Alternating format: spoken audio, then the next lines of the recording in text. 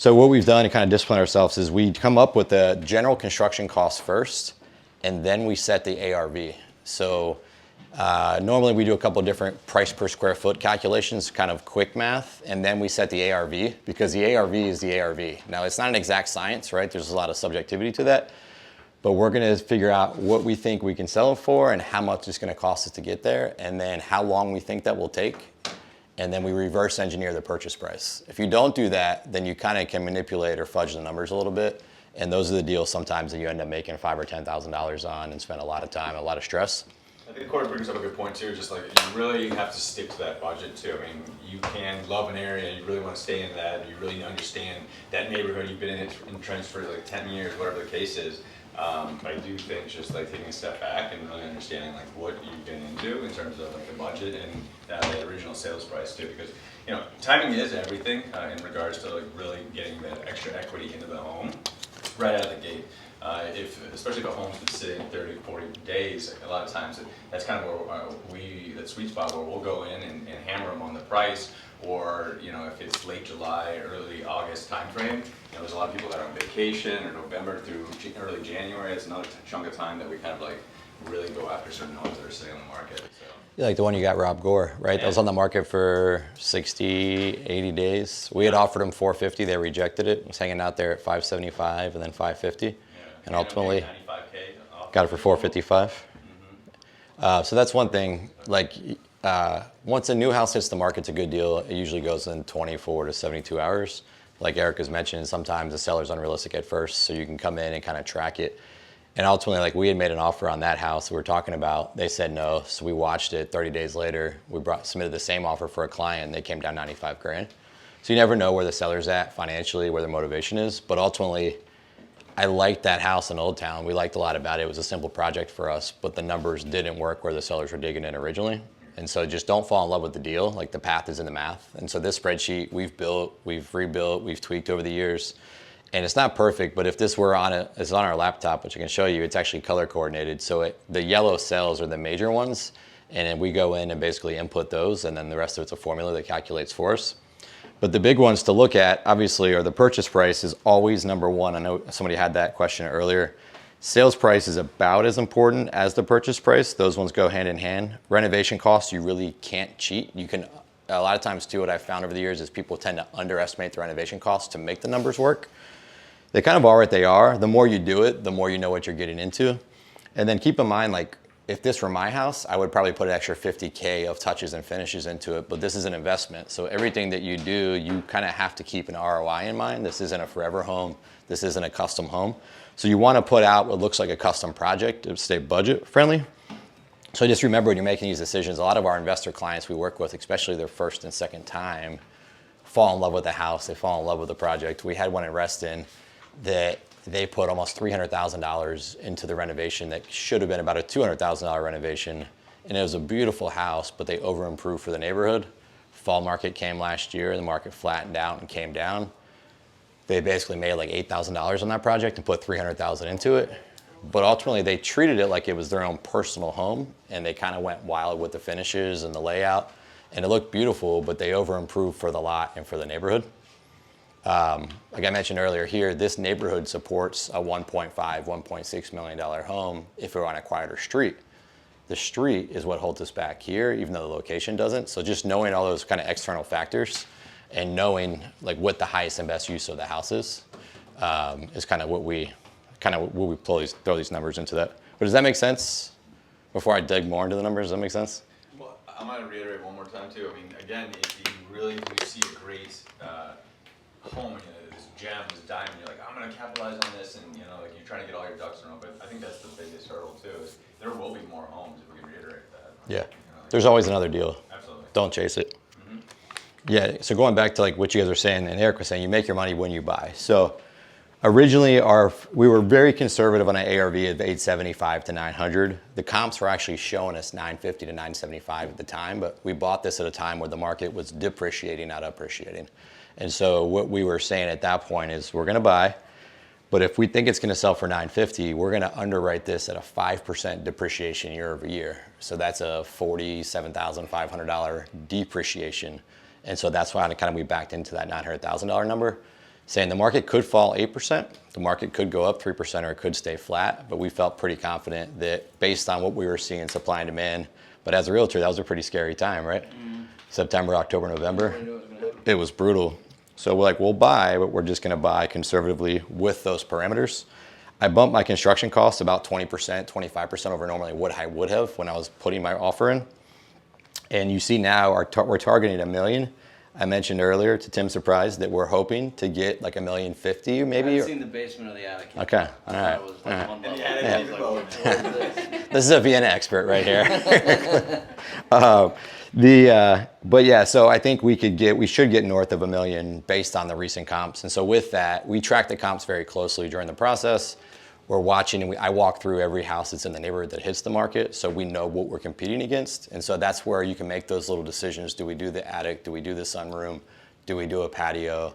Do we redo the driveway or keep it? And so the comp in the market was telling us that we could go a little bigger on this project. All that said, everything else here calculates our carry costs, our interest, our total monthly costs. Up top there, we have our 7-month total time frame. I told some of you guys earlier we bought this in January. We actually should be able to outperform that. There's a good chance we'll be able to close this in June, not July, based on what the market's doing right now. But again, when we were in a slow market, we anticipated this be on the market for 45 to 60 days and selling for less. So 7 months, we should be able to outperform that by about a month. On this particular project, if you go down from there, you see our loan amount, reno loan amount, capital needed, carry costs. We actually have none of our own money in this deal. So if you see total capital needed, that's what's needed from us as the borrower, as the buyer, via our line of credit that we have with our bank. In this scenario, we have a client that's invested with us for years that pretty much anytime we want to do a project, they're willing to throw us capital on it. So in this particular one, again, we run 4 businesses. We want to keep our accounts, we need to keep liquid. We need to make sure we can kind of carry through a loss like we hit last year, carry the operating account. So a lot of times we want to keep that liquidity for a rainy day. We brought on $210,000 capital here on this one, which essentially means we have none of our own actual money in the deal. It's sweat equity. That money costs us, the $200,000 actually costs us about 8.5% per month. So that actually have a formula down there that our total cost of money is about $29,000. And so if we put our own capital in, the profit would actually be about 15, 20K more. But that's kind of the decisions that we make sometimes. Do we have our own money in, or do we bring on capital in this one and keep our money in the sidelines for the next opportunity? Tax bill is $9,200 a month. That's something that everybody tends to underestimate and forget, is the carry cost of the tax bill. Also built into the spreadsheet, which you don't see here because it's in the formula, is utilities, landscaping, HOA, condo, everything that you have as a homeowner. You're paying your mortgage, you're paying your tax bill, you're paying utilities, landscaping, trash. We built that into our total carry cost, but that's something you guys need to think about, that if you watch like HGTV, they never talk about those little ancillary costs there. All that is built into a formula. All that said, our total investment's 801. If we sell at $1 million, after closing costs and commissions, we're forecasting, again, this is not actual profit because it hasn't sold, is $148,000. If you drop to the line below that, you see an ROI of 18%. That's total return on investment. Then the one below that is an annual ROI, and that's basically the total return on investment calculated by the number of months divided by 12. So if we rolled this every 6 months, that would double. Because it's a 7-month, it's not quite double the annual ROI. And then we put these in here a long time ago because our bank liked it, but it's cash on cash and annual cash on cash. So if you ever go to raise money for an investor, those are the numbers they like to see, which is an annualized cash on cash, which is based on the money that we had, how much could we return, how much could we earn on that money on an annual basis. So that's kind of how we approach the deal, nuts to bolts, and that's the actual numbers, except for the sales price, which we don't know yet. Tim's bringing us an offer of 1.3, I heard tonight. Gold bullion. But obviously, next time we meet, the next meetup, we'll tell you guys where it's sold and we'll show you the actuals. But this should be fairly close. The 200 that you got from the guy you borrowed money from. Yep. He's the one that's getting 74 profit? No. No, they get a monthly. So partner share is my knucklehead business partner, Sean, who's on vacation right now. So his cut just went to 25K. But no, that's Sean's cut. So what we've done, we built this and tweaked it over the years, but essentially a lot of our investor clients have partners. And so if they don't have a partner, we'll pull that off. But essentially it's, if you and I invested in a deal, it's 50-50. Some investors will go 30-70, 25-75. So we put that on there to show an ROI to our client, essentially. The way we pay our investor for what we call gap funding, they're at 210. We used to pay 12%. Then we got that down to 10. That went down to 8. And right now it lands at about 9%. Half point to 1 point, and then 8% monthly. So every month we give them a check, and then they get no upside, but they take no downside. So when we lost $90,000 on our first project ever last year, which was a very humbling experience, the investor got made whole. So we took it on the chin. They made 12 grand, we lost 90, but we felt like we don't share the upside, we're not going to share the downside. We have another client right now who is taking a loss on a project because their hold cost should have been, or their month should have been 4, turned out to be 9. And they under-improved the house and went over budget. And they borrowed capital, and luckily we're not part of the loan, but it looks like they're not going to pay the interest because they don't have it. And so that is something we don't do. We feel like if we're taking the risk, we take the full risk. So with that, we pay a slightly smaller return. I've told you guys in prior months, when we first started doing this in 2010 and 11, we paid 51% of profit. And so we would have borrowed the entire $850,000, and we would have paid out 51% of total net profit. And then we did that for a couple of years. Then we started to swing that percentage of profit down over time. And then I woke up one year and we were doing our end of the year P&L, and I said, wow, we paid $330,000 in interest and profit last year. It's like I worked really, really hard for other people. And so ultimately I said, okay, what do I do different this year? I can go double my projects, or I can go get cheaper money. And so like my one thing for that 6 months was to go get the cost to borrow money down. And then over time, by doing that, you can start putting more of your own capital in. So that's a lot of numbers, but what questions do you guys have on that?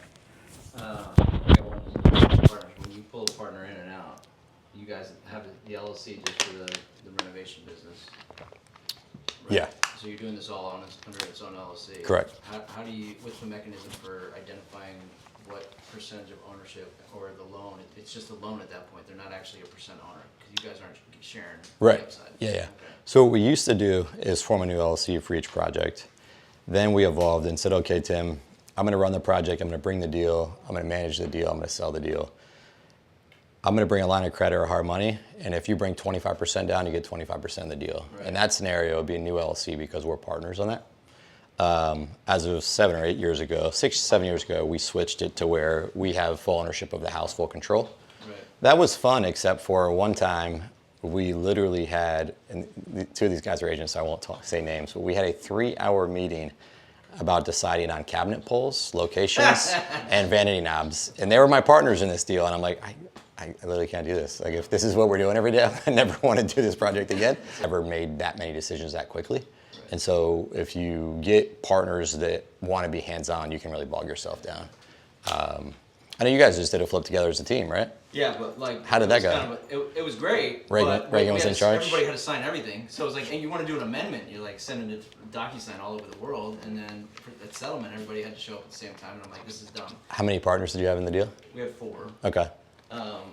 So my thought was, you do an LLC where one person owns the LLC, and then you managing member. You have a member, something like that, for that deal. And the question is, can you bring people in and out of just a specific deal without having them be a part of the organization? I think so. I think so too. The other thing I was thinking is, not an attorney though. You do, and you say like, okay, the management of it is going to take 15% of the profit off the top. Yep. Right, and then, or whatever percentage it is, and then we're all going to split based on the investment Yep. that we make. So at least there's some gravy in there at some level to motivate you. Mm-hmm. That's almost like a syndication deal in a way. Yeah. Like 15% off the top of the profit, right? Right, and you do a couple of them, you're like, hey, listen, we're averaging, 15 to 20% on return. You want them in or not? Most people probably say yes. Yeah. They have money. There's a variety of ways to structure it. That's almost more like a syndication deal where there's a general partner and a limited partner. Right. the general partner might not have capital or a little capital in the deal, but they get paid 20% of the upside for managing and bringing the deal. And then the limited partners might share in the other part. Yeah. There's a variety of ways to structure it. 'Cause I think All you those get work. There's some investor guys out there that are investing with their clients' minds and be like, hey, listen, this is what I think I can do. They've got millions and millions. Oh yeah. of dollars. No, a lot of the hard money guys actually have just capital from like Wall Street and institutional money, and then they just relend that on margin essentially. They'll go take out a $10 million line of credit at, call it 6.5%, 7%. They'll lend it to you at 12, Right. and then they're taking the risk on the delta basically, but they're also taking the upside. There's a variety of ways to structure it. The easiest way is usually to get hard money first, and or a partner that has the financial ability to do so, and then work your way from there. There's a ton of different ways to slice it up. Our experience is having 4 people in the deal can get a little choppy. It can be fun, but it also can be cumbersome. I'm managing a 6-bed, 4-bath renovation an hour and a half away from here, which is a second property that I bought with 4 family members, and I'm running point on it and pulling my hair out at this point because everybody has a say, but no one has project management experience. Everybody wants to be done like last month, but everybody wants to keep customizing stuff along the way. Yeah, and I'm like, wait, I didn't sign up. Where's my 20% rake on this? Right. And it's my crew. What is it? I got a bad deal here. Thursday at 5 o'clock. Yeah, that's my project before I get to the office every morning. But variety of ways to cut it up. It really just comes down to like, who do you trust? How do you get the capital? I've just found it easier to go hard money and or partner with a friend early on. And there's tons of ways to structure an LLC, operating agreement. But you could just done a managing member for that deal where you or someone could have signing authority. Well, it's to that end where you're like, this is what the cabin jobs are going to be. I don't care what you think. Like, we're doing it. You can be a part of it. You can trust my judgment or not. Yeah, So, this is what sells. yeah. And again, like none of this design is like designing for ourselves. It's designing for the market Yeah. and what sells. So we're starting to bring an interior designer and some other projects to help with some of the design work, just to kind of appeal, like 1, get some variety, and 2, free up some time, and also just appeal to a different audience sometimes. It's really nice that in style everything is painted white. Yeah, You don't have to right. make that many decisions. Like paint everything white. Paint everything white, ceiling, trim, Design- walls. design it. Whereas like 7, 8 years ago, we had 6, 7 colors in every house.